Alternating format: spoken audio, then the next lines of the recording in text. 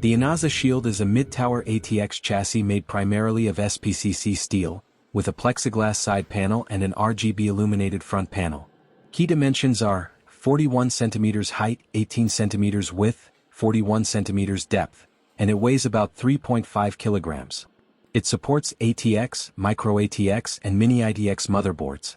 In terms of component clearance, it allows up to 320 mm GPU length and 145 mm height for CPU coolers. Cooling-wise, it comes with one rear LED RGB fan included. Front is optional, up to two 120 mm fans, and it supports a 240 mm radiator in front. The front I/O includes one USB 3.0, two USB 2.0, HD audio, plus the usual audio jack. What it does well: affordable price and aesthetic appeal. The Shield offers a stylish look for its price. With RGB lighting on the front facade and a transparent side panel, it gives a gamer-style aesthetic without demanding a premium outlay. For someone who cares about visuals, RGB, side glass and plexiglass, it delivers.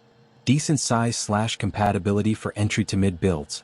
With enough room for a GPU up to 320 mm, and support for full ATX motherboards, it's flexible for many builds. The CPU cooler height limit, 145 mm, is not huge, but okay if you're using a stock cooler or a moderate tower cooler. Even though it comes with only one fan, the case allows for adding front fans and supports a front 240 mm radiator. That gives room to improve airflow, which is important. Build quality relative to price. Steel construction, clean finish, and the plexiglass side panel are solid features at this mid-low price point. The cable management may not be premium, but for many users the basics are covered. Weaknesses and what to watch out for. Airflow limitations out of the box. Since it ships with only one 92 mm fan in the rear, cooling in stock configuration is minimal. Without adding front fans, temperatures, especially for GPU and CPU under load, might suffer. Also, 92 mm is a small size by modern standards, so airflow might be restricted. The front fans are optional, and if you don't invest in them, you lose much of its cooling potential. CPU cooler height is modest. The maximum is 145 mm.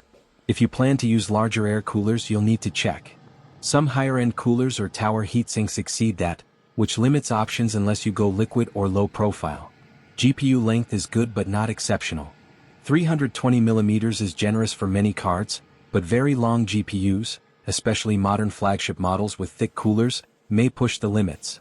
If your GPU is longer than that, it won't fit. Fan and radiator support is slightly limited. While front radiator support is okay, other areas, like top or bottom, seem less flexible. Bottom or top radiators aren't prominently supported. So if you want full custom water cooling, it might be limiting. Also, being steel and plexiglass, there's likely more vibration and noise if only the stock fan is used. Bottom line: some work needed if you want high cooling performance. Cable management and interior finish. The case does allow standard builds, but doesn't seem to have premium cable routing features, PSU shrouds, or many tie-down points.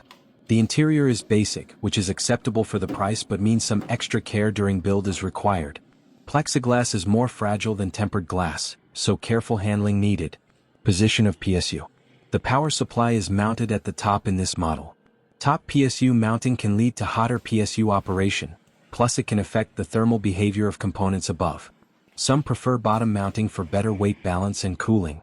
Verdict: the Inaza Shield is a solid option for someone entering PC building wanting a decent look and not expecting to push the components to extreme levels. It strikes a good balance between cost and features. If you add a couple of good 120 mm front fans or better, you can get acceptable airflow. If your components are modest, mid-range GPU, moderate cooler, it should serve well.